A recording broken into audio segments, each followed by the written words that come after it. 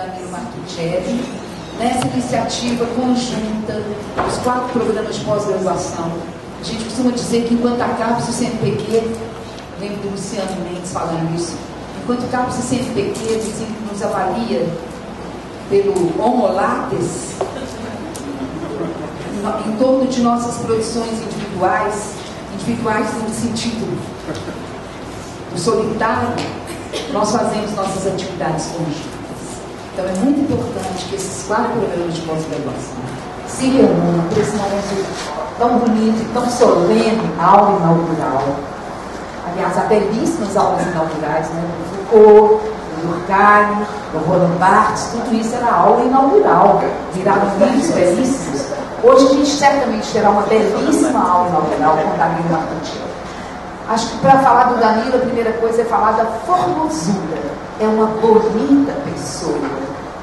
É um ser humano que generosamente, por conta de muitas poucas platas, ou pouco se fala em platas nos primeiros, fica em São Paulo 5 dias, fica conosco 3, vai ao Rio de Janeiro. Deu um curso belíssimo, que a gente acabou de hoje de manhã, na Faculdade de Educação, sobre o seu trabalho com a chamada Sociologia do indivíduo. Então é com muita alegria que a gente recebe o Danilo aqui. Com uma grande expectativa, por favor, todos o tratem muito bem, porque a gente quer que ele volte muito. Então a gente tem um combinado, que ninguém contou para ele, mas agora eu pode, né, Ju? Todo mundo tratar o Danilo muito bem, para ele ter vontade de voltar. Muito, porque 3 dias de Danilo foi muito pouco, acho que vocês vão perceber isso. Então ele tem ele é peruano, latino-americano como nós outros, e Danilo, então, depois vai para a França com seus 22 anos. Ele tem uma formação original em filosofia, depois fez o doutorado em sociologia. Temos a alegria também de dizer que o Luiz Alberto era da turma deles, imagina a dobradinha. Luiz Alberto, Danilo, Martuccelli era daquela, o Melucci era daquela época, ali na equipe do Alain Gourmet. Enfim, hoje ele é professor da Escola de Altos Estudos, também faz palestras, se movimenta, estudos e pesquisas em várias universidades dos Estados Unidos, da Europa e da América Latina. Eu penso que a exposição dele hoje tem uma inspiração num livro brilhante, um dos últimos que ele fez, chama-se Existem Indivíduos em El Sur, que a gente recomenda para todo mundo. Nós estamos fazendo um esforço de fazer a tradução desse livro, ver se vai ser possível a publicação pela editora da UFMG. Ele vai então dizer para nós, falar um pouco para nós da sociologia do indivíduo e estrutura social na América Latina. Ele tem muitos livros publicados na França e em espanhol em alguns países da América Latina. Alguns deles, para quem não conhece, gramáticas do indivíduo. Ele fez Câmbio de Rumbos, tem uma pesquisa enorme que saiu agora em 2 volumes sobre desafios comuns dos indivíduos, retrato dos indivíduos no Chile, nos interessa em particular, que é um trabalho empírico também. Danilo faz muitos ensaios mais teóricos, sempre muito densos, e esse livro, para nós, é particularmente importante, anotem. Desafios comuns, retratos dos indivíduos no Chile, na sociedade atual. Enfim, são belíssimos trabalhos e a gente quer também lembrar, recebê-lo com muita alegria, Danilo, sem nenhuma brincadeira, que você possa sempre voltar, receber, pensar com nossos estudantes, né, onde você estiver, e lembrar vocês que nós vamos fazer um formato de aula inaugural, portanto não há perguntas, tá? Ele encerra a própria fala quando desejar, e depois da exposição dele, no encerramento, os coordenadores dos programas vão ter uma palavra conosco, com os dias à mesa, e a gente vai disponibilizar mais ou menos aqui a 10, 15 dias essa palestra dele aqui, que ele permitiu, possibilitou isso, que nós estamos filmando, como também o curso que ele acabou de nos ofertar na Faculdade de Educação. E a passagem dele pelo Rio de Janeiro, tem 3 colegas do Rio aqui com a gente, que vieram fazer o curso dele. Enfim, a gente vai socializar ao máximo as reflexões e a contribuição que ele nos dá. Então, Sociologia do Indivíduo e estrutura social na América Latina. Muito obrigada, Danilo.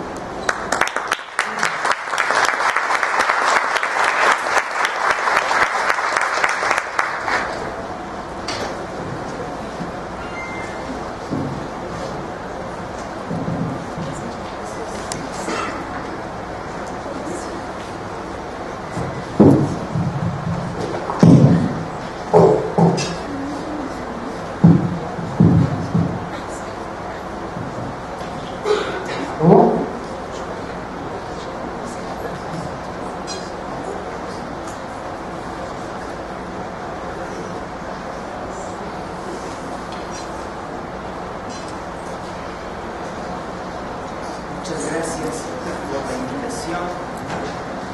Después de la declaración pública de amor de Inés, voy a tratar de estar a la altura de su fuga y su pasión romántica. La palestra, la ponencia que quisiera presentarles hoy en día va a tratar, la ponencia, voy a tratar de presentarles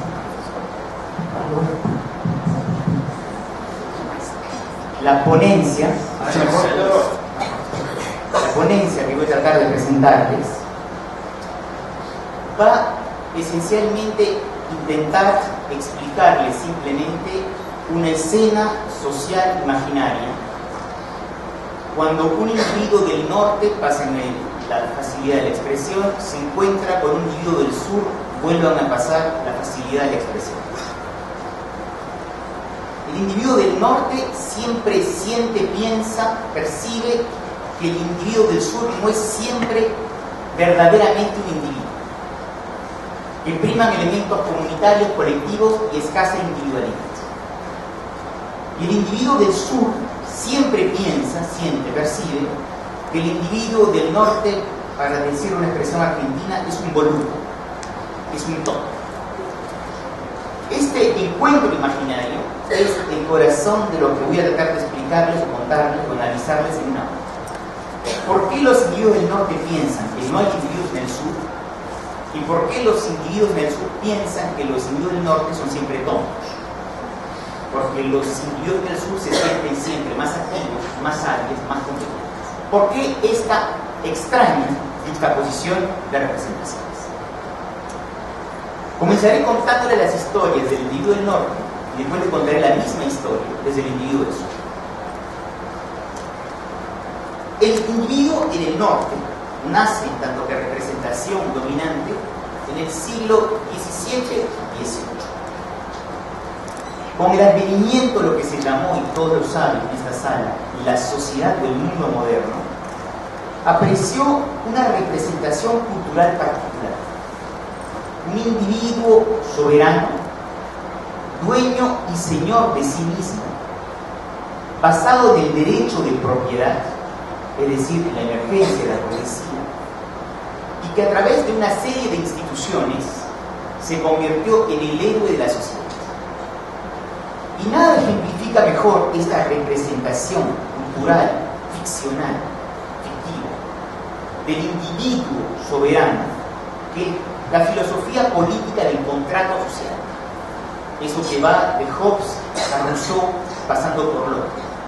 La idea que los individuos preexisten al lazo social, que individuos perfectamente constituidos van a ser la ficción del contrato social para fundar la sociedad. El pensamiento occidental nace, se construye políticamente alrededor de esta representación ampliamente imaginada. Para ello fue necesario que las instituciones se organicen de manera tal para permitir la existencia de este ente particular que se llamará el individuo. Y eso fue visible, por supuesto, a nivel de la economía, fue visible más tarde en las escuelas, fue por supuesto visible a nivel del derecho o del sufragio universal. Aún hoy en día, en muchos países del mismo mundo, el sufragio universal es la puesta en escena teatral de esta descomposición de la sociedad en una adición de opiniones, voluntades individuales. Cuando ustedes ejercen su derecho de ciudadanía en el Brasil, supongo que es similar a muchos otros países, hay una dramaturgia del voto. Ustedes entran en una cabina, hay una pequeña cortina que los separa. ¿Los separa de qué? La dramaturgia supone que en ese momento del voto, el individuo se desprende de sus pertenencias sociales habituales, entra en ese lugar del sagrado republicano, en donde en el cara a cara entre él y la república, con lo mejor de su conciencia, escoge lo mejor de lo que él piensa para su país. Esta dramaturgia electoral representa bien la noción del individuo soberano. El colectivo es el fruto de una visión de unidades individuales. Insisto, es una fabulosa ficción política que supone que los individuos preexisten al lazo social.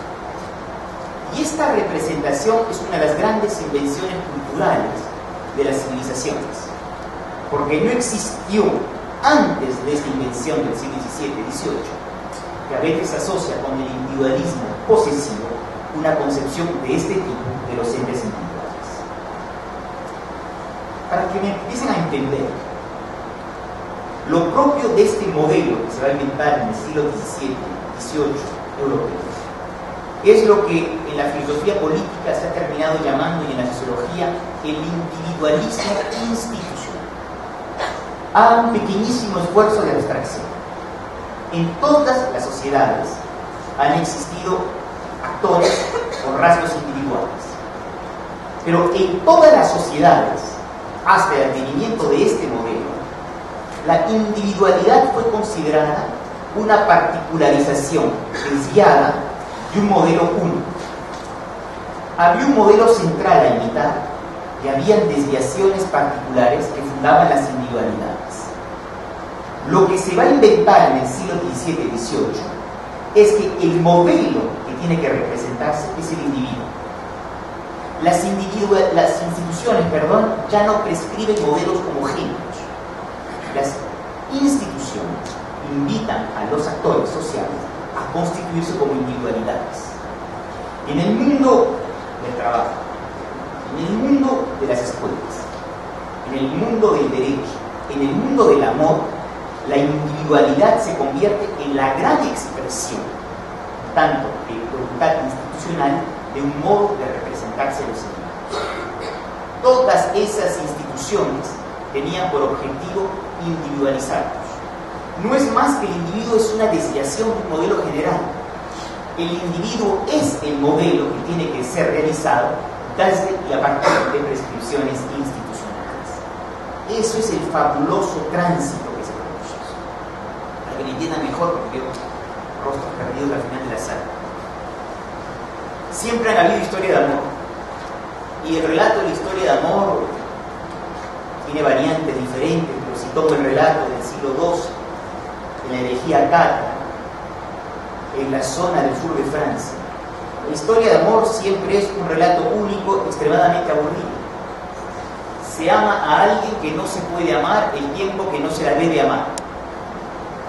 Es el caballero andante que se enamora de la mujer del rey.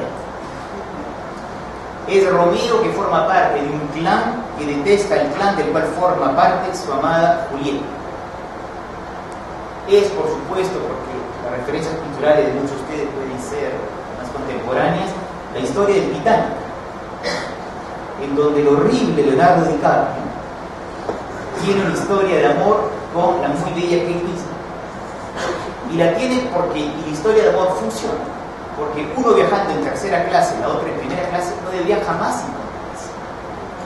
Y el encuentro hace que de alguna manera la individualidad surja de esa historia poco querida. Esta historia del amor, que tiene varios siglos de referencias culturales distintas en ciertas regiones, pero en el fondo lo de Eneas, Eneida tiene referencia de este tipo. En este relato, el amor era algo excepcional, algo que podía venir, pero que contravenía un modelo. Hoy en día, el amor romántico, conyugal, se ha convertido en un modelo de individualidad generalizada. Y vivimos en un mundo donde la institucionalidad del amor romántico nos fabrican como individuos. Ese es el tránsito que ha ocurrido a partir del siglo XVII y XVIII. Los individuos del norte se sienten profundamente individualizados porque el conjunto de representaciones culturales y el conjunto del trabajo de las instituciones los fabrican en tanto individuos individualizados. Este proceso, siempre en el norte, conoció una transformación estructural profunda a partir de la consolidación de los estados de bienestar luego de la Segunda Guerra Mundial. Es decir, que aparecieron un conjunto muy significativo de políticas públicas que permitieron a los individuos disponer de soportes, de apoyos, de derechos sociales, que les permitieron ejercer y vivir dosis crecientes de independencia. Es decir, la sociedad se organizó de una manera tal para permitir la profunda independencia de los actores individuales. Surgió una forma superior de solidaridad, donde gracias a las políticas fiscales y a políticas públicas, los individuos dependen de nadie en particular y de todos en general, en donde la solidaridad es impersonal porque es el colectivo mismo que la organiza, dando y organizando el gasto público en la educación, en los sectores de diferentes áreas, garantizando a los individuos una dosis importante de individualidad. El individuo individualista en el norte es el fruto de una manera de producir y de trabajar de las instituciones. Y es desde esta visión particular como se construyó una representación durante mucho tiempo hegemónica del individuo. Es porque los países del norte, digamos bien, algunos países de Europa, más tarde los Estados Unidos, hicieron de esta vía específica de construcción del individuo, desde las instituciones, el principio fundamental y único de construcción de los individuos, que decretaron que no habían individuos en el sur. En el sur había actores sociales mucho más comunitarios, mucho más tradicionales, mucho más colectivizados. La individualidad era una especificidad del mundo occidental.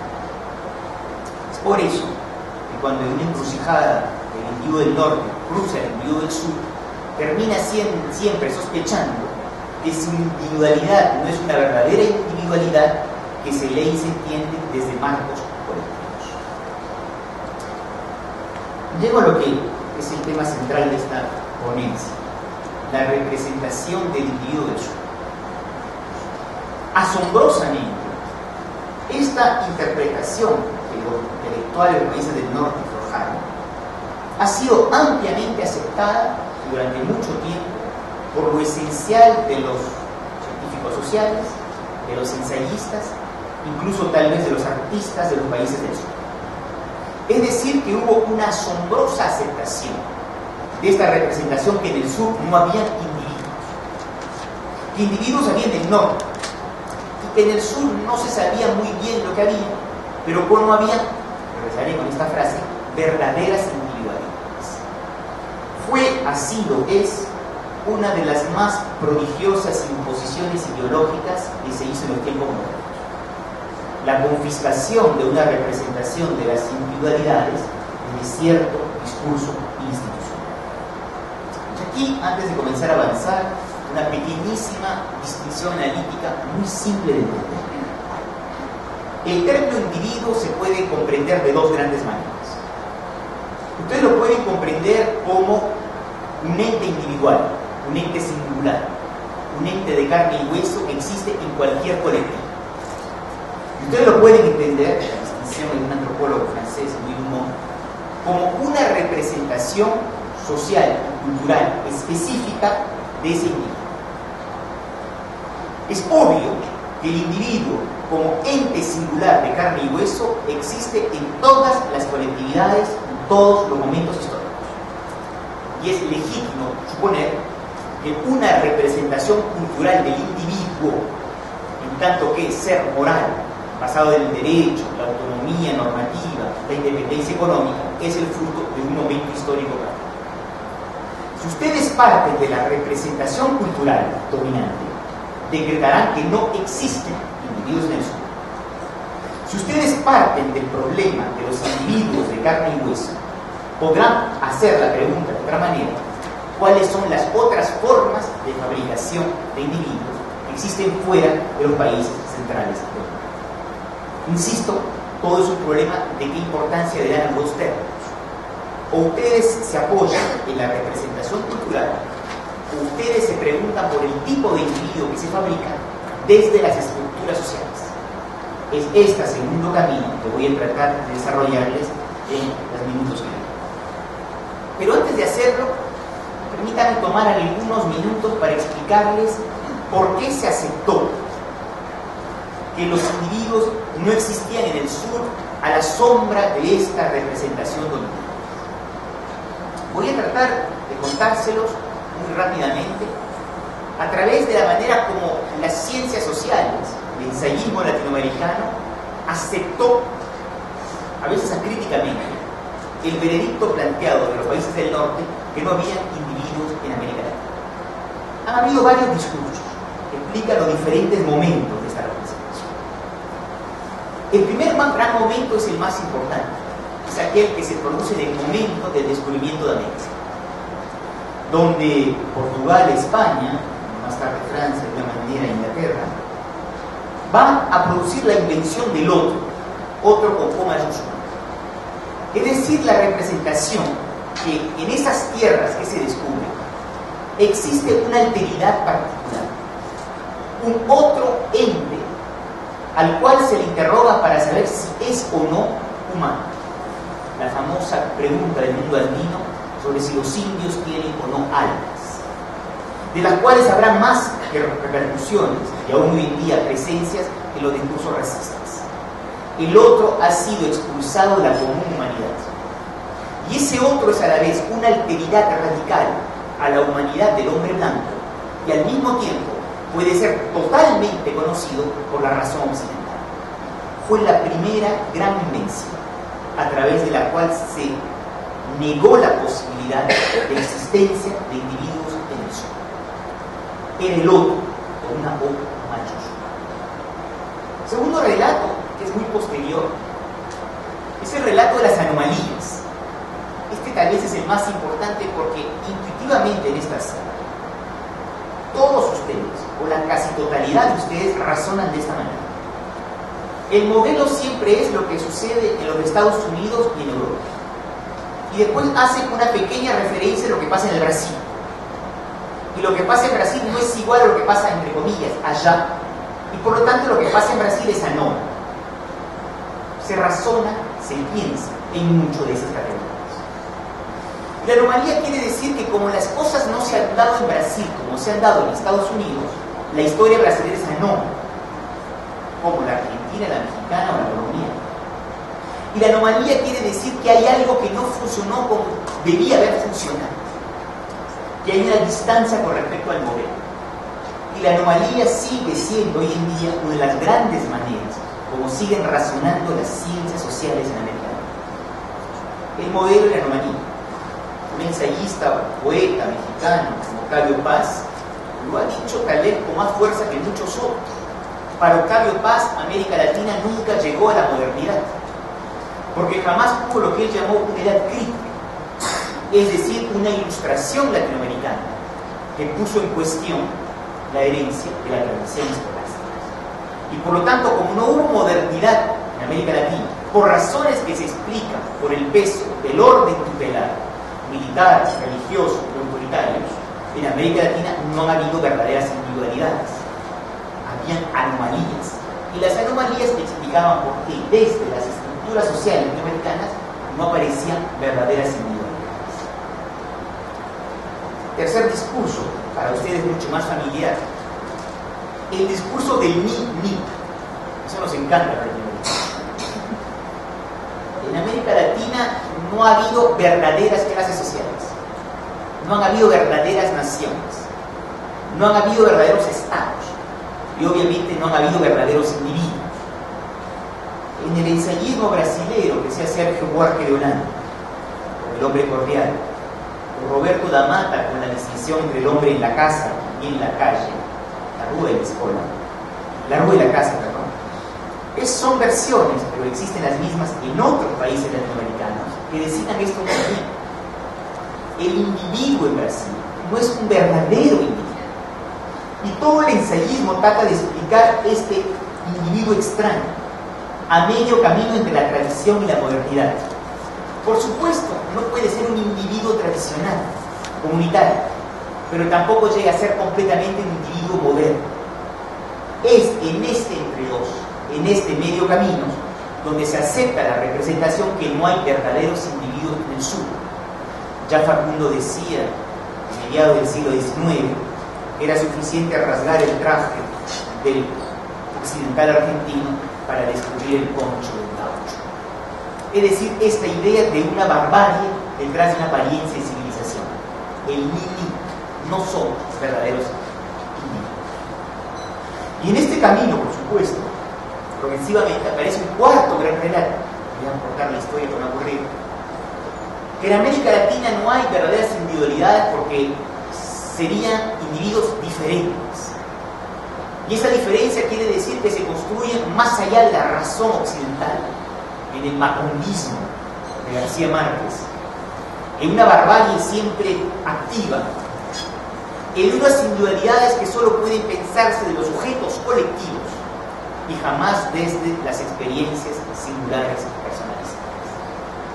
Estos relatos, en unos dos o tres más importantes, tienen siempre la misma función. Han sido la manera como desde la periferia y la semiperiferia se aceptó el veredicto planteado por países del norte, que en el norte había individuos y que en el sur no existían. Es decir, la idea que los individuos tenían que ser percibidos, interpretados, desde el modelo del individualismo institucional. Aquí viene el único elemento que quisiera presentarles.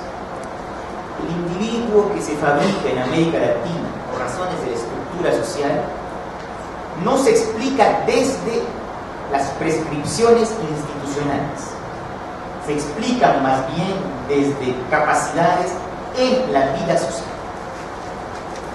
Términos simples, para que entienda, el individuo latinoamericano no es un individualismo institucional, es un individualismo de la agencia, de la práctica, de la acción, del lazo social, de la vida social ordinaria. Es un individuo que se forja porque tiene que hacer frente a un sinnúmero de desafíos ordinarios. No se forja como individuo porque existen prescripciones centralizadas. Se forja como individuos porque encuentra él mismo respuesta a un cúmulo de dificultades sociales ordinarias. Que no haya dudas en este punto, obviamente existen instituciones en América Latina y obviamente existen capacidades prácticas en los países del norte, pero la representación del individuo es diferente en ambas sociedades. El peso relativo no es el mismo. En Europa son las instituciones que interpelan a los actores para que se conviertan en individuos. Esa es la vía principal. En los países del sur, los individuos se forjan como individuos a través de su capacidad a responder a un conjunto de importantes dificultades sociales. ¿Cómo caracterizar, por lo tanto, a este individuo que se forja en el sur, a todos y cada uno de ustedes, como hiperactores relacionales? Es muy simple. Ustedes en la vida cotidiana, cualquiera que sea el apoyo institucional del que gozan, pensaré en este punto, deben constantemente y a todos los niveles estar resolviendo problemas que las instituciones no les solucionan. Son hiperactores porque es desde las prácticas ordinarias que ustedes organizan sus vidas, y son hiperactores relacionales porque en este trabajo deben permanentemente apoyarse sobre lazos sociales, sobre redes, sobre vínculos entre humanos. Es un individuo que se forja a pesar, en contra, en mucho, luego o a través de las lagunas de las instituciones.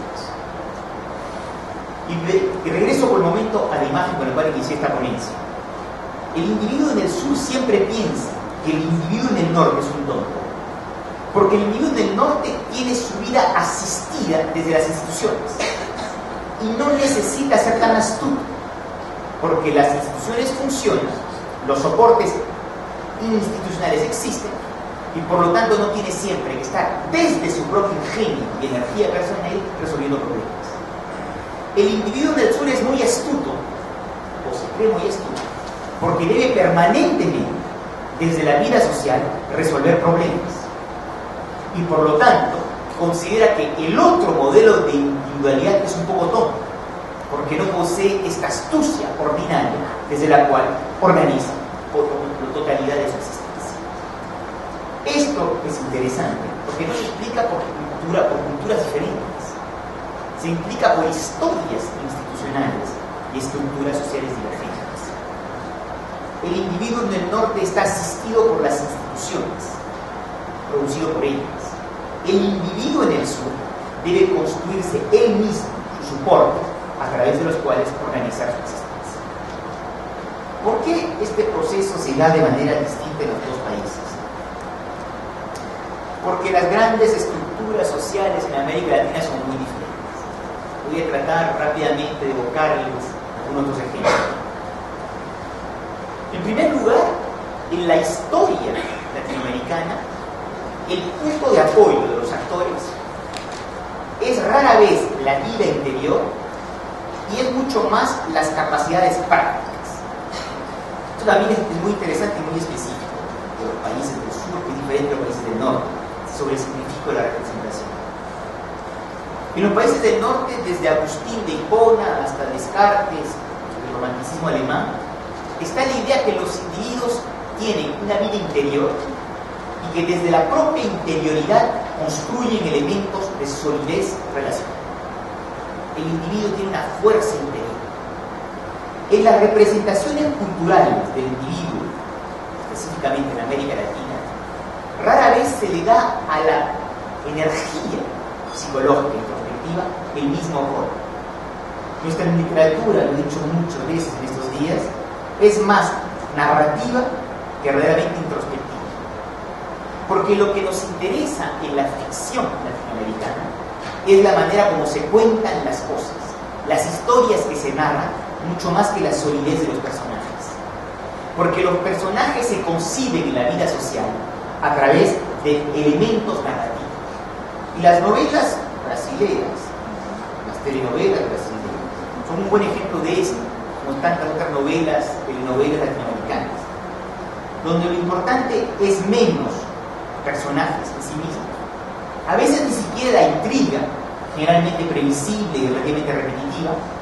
Lo importante es cómo se cuenta la historia, la socialidad interior, eso que crea un vínculo entre las personas a través de los ambientes que se van construyendo.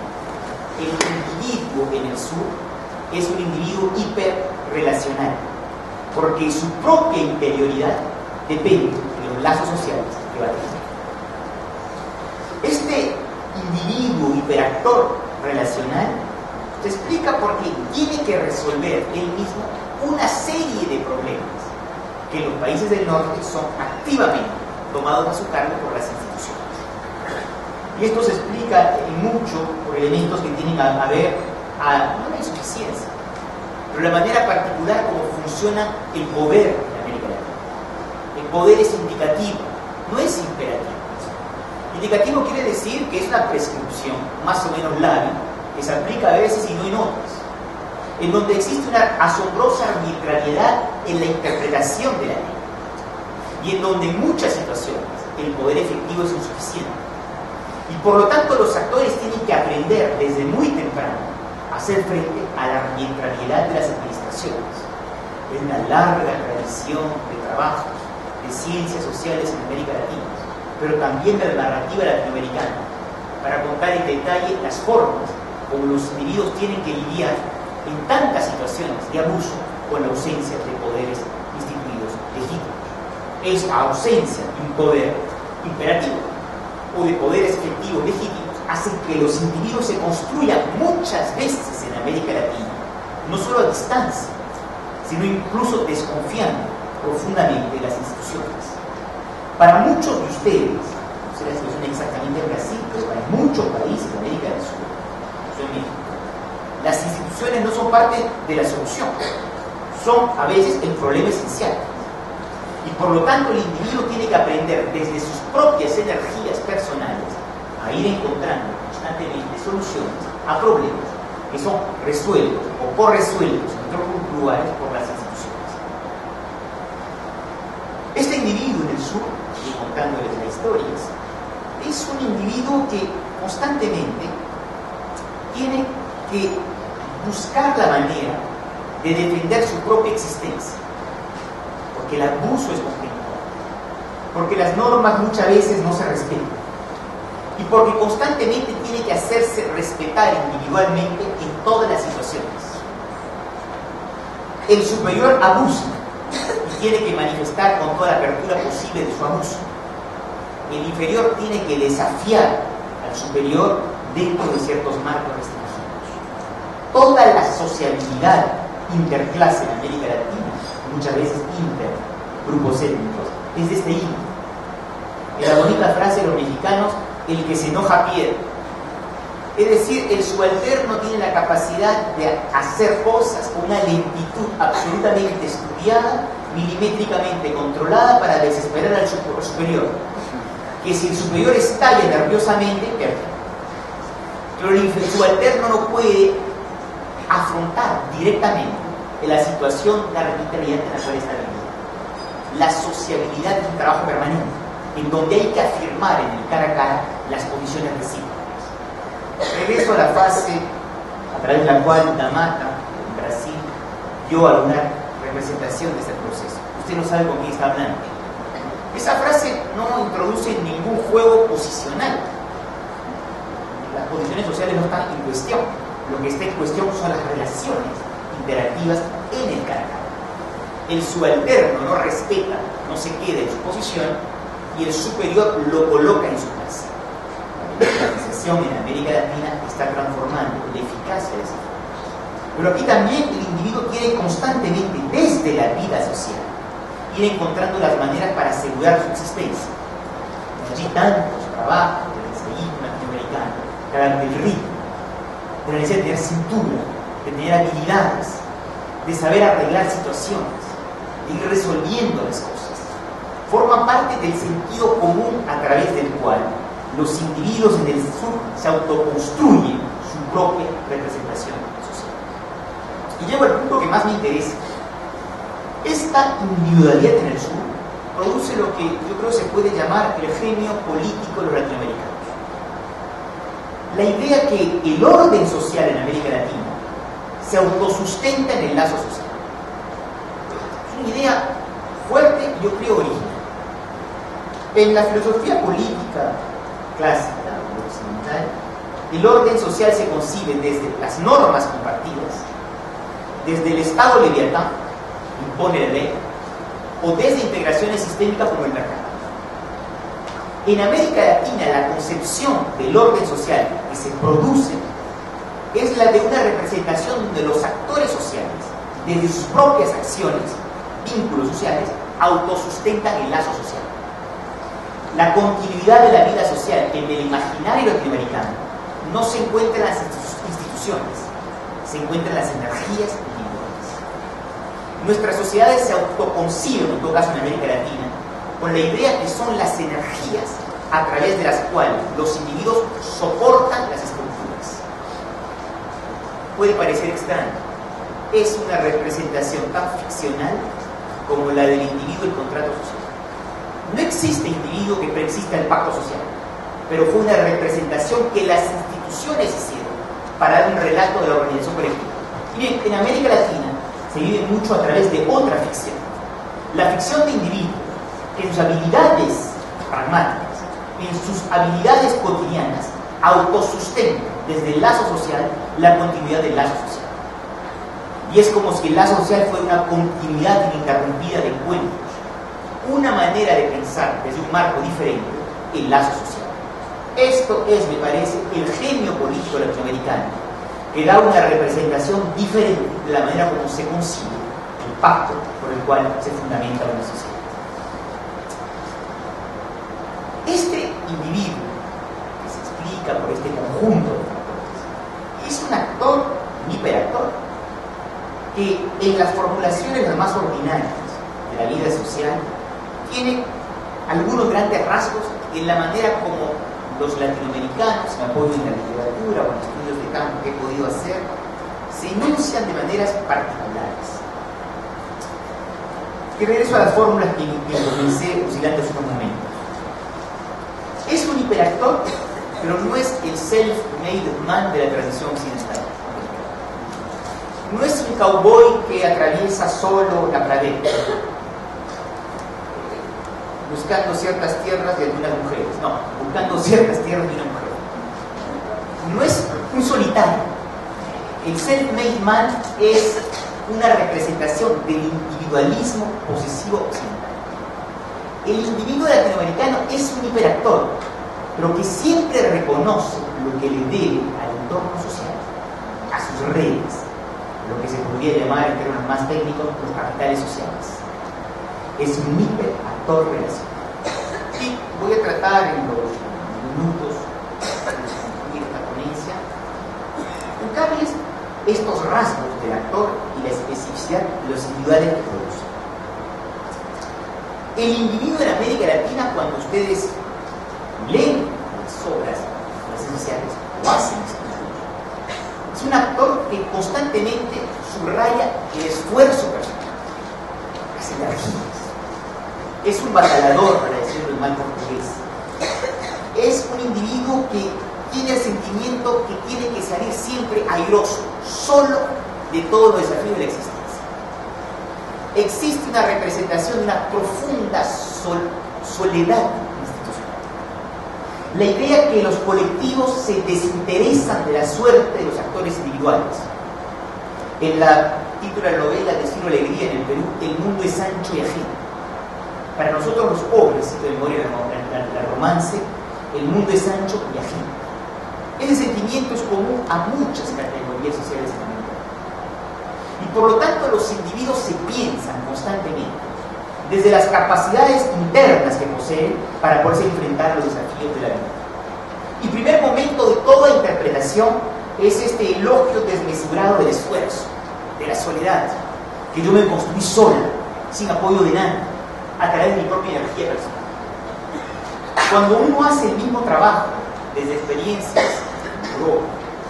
la presencia del estado de bienestar es muy fuerte en todos los momentos. Apoyo, guarderías, trabajadores sociales, leyes, derechos. En América Latina, por favor, eso existe. Pero el sentimiento, la autorrepresentación de los actores sociales es que siempre están solos. En el fondo deniegan todo lo que a sus existencias deben apoyos institucionales, porque se perciben en lo esencial como actores que enfrentan solos fenómenos colectivos y desafíos colectivos. Segundo momento, que es tanto o más importante, este individuo que hace el elogio del esfuerzo se autoconcibe como un individuo profundamente oportunista. Es decir, es alguien que tiene constantemente que extraer lo mejor de situaciones imprevistas o inciertas. El oportunismo ha sido durante mucho tiempo denostado en América del Sur. Una forma de anomia, una forma de violentar las normas, una forma de no respetar los órdenes colectivos. Incluso en las visiones extremas, críticas de la antropología de la cultura de la pobreza de los años 60, era una forma de dar cuenta de un presentismo popular que era incapaz de hacer proyectos en mediano plazo. Sin caer en elogios populistas de posiciones extremas. El elogio del oportunismo en América Latina es uno de los raros discursos que existen en la región de reconocimiento de ciertas formas de individualidad. El oportunismo es un elogio colectivo a la astucia individual. Por supuesto, el oportunismo, la habilidad, la astucia no tienen muchas veces grandes traducciones estructurales, no cambia gran cosa. Pero el golpe de teatro, el ingenio, el gol de Maradona con la mano en un partido, en la Copa del Mundo, forma parte de un profundo regocijo colectivo en América, porque forma parte de un elogio colectivo a cierta astucia. importante porque esta individualidad se consigue a sí misma en su capacidad para transgredir muchas veces órdenes colectivos. No es la transgresión lo que se hace del otro. Cuando una transgresión tiene consecuencias negativas hacia la vida de los otros, es condenada moralmente. Pero si la astucia individual permite a un actor mostrar un ingenio que le permite mostrar que es más que la situación que lo aplasta, existe un inmediato sentimiento de admiración tácita en esta región. El oportunismo, con todas las consecuencias negativas que ha tenido, es una de las formas de reconocimiento colectivo a esa astucia que los actores desarrollan. La astucia es un elemento mayor del imaginario, de la picaresca popular latinoamericana, donde el tipo siempre está mal, le va muy mal, todo anda muy mal, irá muy mal, pero es astuto. No se sabe muy bien a qué sirve esa astucia, pero esa astucia es la existencia de un individuo que se desenvuelve y que en medio de situaciones fatalistas, de fatalismos estructurales, afirma su capacidad de existencia también. El tercer rasgo siempre de este actor personal, individual, este hiperactor basado en el esfuerzo y el oportunismo, es también profundamente relacional. Es un punto muy importante. El ensayismo, las ciencias sociales latinoamericanas han dado traducciones diversas a este punto que es central. Los individuos en América Latina no reconocen o difícilmente sus deudas en las instituciones, o no lo hacen espontáneamente, pero reconocen en el fondo sus deudas a ciertas personas. La familia en primer lugar, pero también a ciertos individuos que en un momento los apoyaron. Estos apoyos relacionales pueden ser profundamente jerárquicos, las antiguas dependencias clientelistas, donde el poder indicativo implicaba relaciones de arbitrariedad relacional y no de derechos. Pero es la manera como esta individualidad de la agencia, de la práctica, se construye. Es decir, reconociendo deudas interpersonales, reconociendo que sin el apoyo de tal o cual persona, en tal o cual circunstancia, él no podría ser el individuo que es. Y por lo tanto el individuo entiende que dada la manera como trabajan las instituciones en América Latina, tiene que obtener formas de soportes alternativos, una funcionalidad distinta a la de las instituciones. Y cada cual construye sus infraestructuras de la individualidad de manera distinta. Y las materias primas de esas infraestructuras de la individualidad son las redes que cada uno teje. Las redes es una herencia social, es un capital social, pero las redes se trabajan. Y es en el trabajo que se realiza en torno a las redes que aparecen las grandes capacidades de los individuos. La cordialidad, esa imagen ensayística del hombre brasilero, se explica también porque nunca se puede saber de quién se puede mañana tener necesidad. Y más vale no enojarse con nadie, porque nunca se sabe. Eso hace que la vida social en América Latina muchas veces no puede expresar la conflictividad interpersonal de manera abierta, porque nunca se sabe de qué está hecho mañana. Y como las relaciones son redes absolutamente decisivas para el horizonte de este actor hiperactivo e hiperrelacional, es muy importante saberlas entretener. En América Latina, tal vez con más, yo diría, activismo que en otras sociedades, se trabajan en profundidad las redes. Grupos de exalumnos, grupos de excolegas, grupos de esto y lo otro, porque las redes sociales son una manera de encontrar respuestas alternativas a cierto bloqueo de la vida social.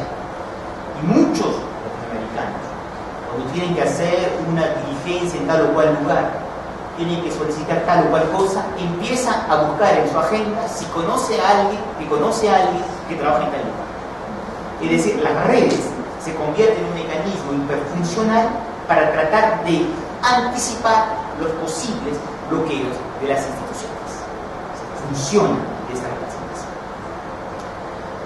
Para que me entiendan lo que estoy diciendo, una de las cosas más sorprendentes que está apareciendo en América Latina a nivel de la política es que desde la situación en Nicaragua, en los años después de la revolución de 1979, convertido en un bloque político que gestiona a través de relaciones interestatales los problemas de la región. El grupo de los 4, el grupo de los 8 en ese momento, años 80, impidió en mucho la invasión abierta de los Estados Unidos a Nicaragua. Y ha quedado una larga tradición de eso, donde cada vez más los estados latinoamericanos gestionan las dificultades en la propia región. En los últimos años, cualquiera que sea la permanencia de la actual ola de democratización en términos de regímenes políticos, los regímenes políticos latinoamericanos fuertemente, débilmente institucionalizados, han encontrado soluciones políticas novedosas a situaciones de crisis profundas. La crisis financiera en Argentina, las situaciones de tensiones en Santa Cruz y Bolivia, los diferentes derrocamientos de presidentes en Ecuador, la dictadura de Fujimori en el Perú, los golpes de Estado abiertos o encubiertos en Paraguay o en Honduras, situaciones de guerra civil en Colombia. Y esto es muy interesante porque se ha logrado encontrar soluciones políticas a tensiones regionales, muchas veces sin que los sistemas de partidos políticos hayan sido constituidos. Y esto de la importancia de las relaciones se expresa, es cada vez más visible a nivel de los mandatarios latinoamericanos, que cada vez más aparece un espacio de relación interpersonal entre mandatarios por fuera o por encima de los organismos internacionales o de las organizaciones institucionalizadas. Los presidentes resuelven los problemas llamándose por teléfono. Y es una extraña diplomacia que aparece, que es en su forma extrema una representación clara de este hiperactor relacional, en donde a través de las relaciones se resuelven situaciones que son bloqueadas por las instituciones. Incluso a ese nivel extremo de la gestión internacional aparece este fenómeno relativamente inédito. Cuarto y último elemento de este individuo hiperactor, no solamente tiene esfuerzos, es oportunista, tiene relaciones, tiene el sentimiento que la consistencia personal se construye contra la sociedad, que el mundo en el cual vive las normas son largas, los abusos permanentes, los actores no respetan lo que dicen, y que la voluntad de responsabilidad moral que es la suya tiene que construirla contra la sociedad. La consistencia del individuo en América Latina no es algo que se encuentra buceando en la interioridad, es algo que se obtiene luchando agónicamente en la existencia.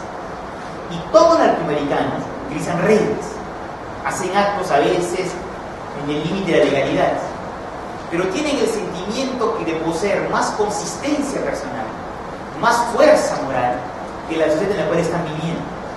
Y esto da un relato moral de actores que muchas veces pueden hacer acciones ilícitas, porque es a través de las formas ilícitas, incluso ilegales, en todo caso inmorales, que se construye una consistencia personalizada, que no está dada por una fuerza personal, sino que es el fruto de una manera de construirse, mantenerse y resistir comunidad.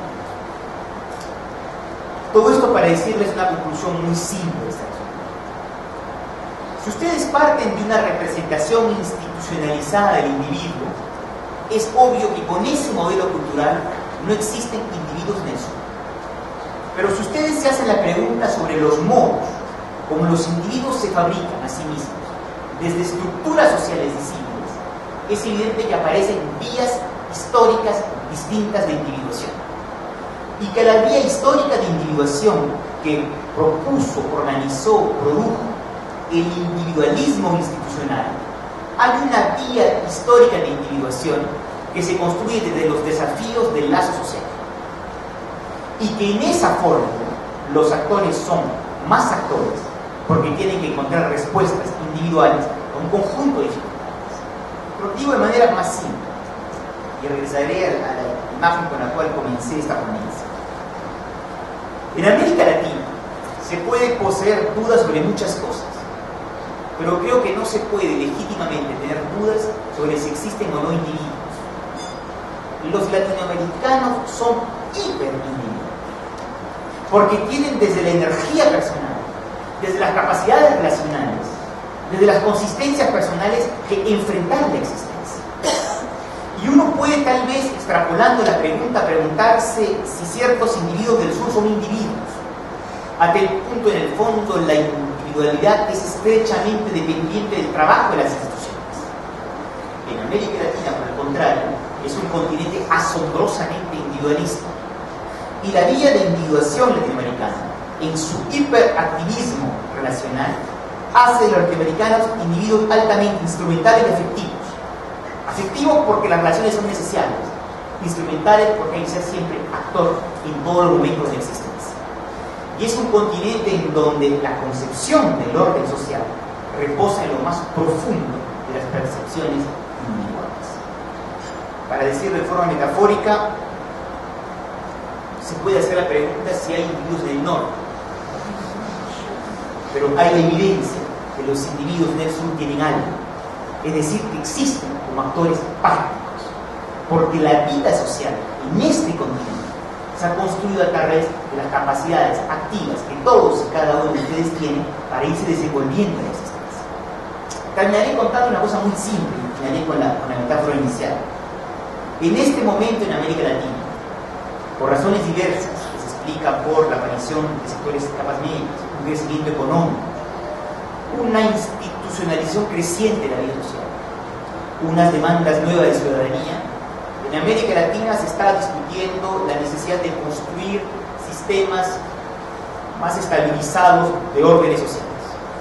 Tal vez incluso la aparición consciente e importante de un estado de bienestar en la región. Eso supone que si se abandona el genio nacional y una larga tradición de autorrepresentación cultural, muchas de las cosas que los latinoamericanos hacen hoy en día de manera individualizada van a ser mañana gestionadas por las instituciones. Y que es tal vez la primera vez, hace mucho tiempo, en este continente, que existe una fuerte demanda de institucionalización de la vida social, en la escuela, en el transporte, en la seguridad, en la salud, en la vida política. Y si este proceso se constituye, se consolida, se termina produciendo, si la solidaridad colectiva toma a su cargo una serie de desafíos que hoy en día los latinoamericanos responden individualmente, es evidente que en los años, en las décadas que vienen, los latinoamericanos serán como individuos del norte, actores que, sin prejuzgar de la continuidad de este individualismo agencial, transmitirán parte de sus capacidades a existir como individuos a las instituciones. Para que me entiendan, en 40 años, 30 años, 20 años, algunos individuos del sur que no están en América Latina podrán pensar que los brasileños, los argentinos, los mexicanos, los colombianos son boludos y tontos. Muchas gracias.